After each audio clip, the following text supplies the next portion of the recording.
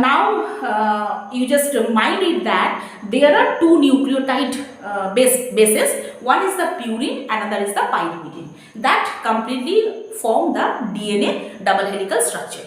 So these pyrimidine dimers, these are damaged and these are repaired by the light dependent direct system, and by which process this is repaired, this is called the photoreactivation.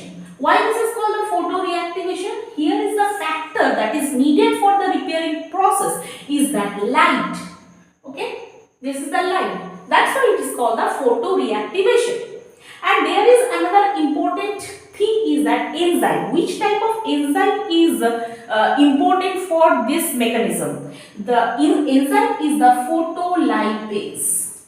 Okay, enzyme is the DNA photolipase. DNA photolipase. This is involved here.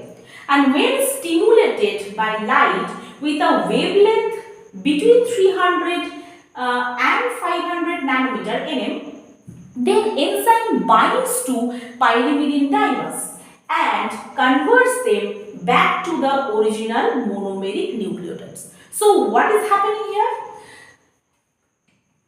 The stimulation occurred by light.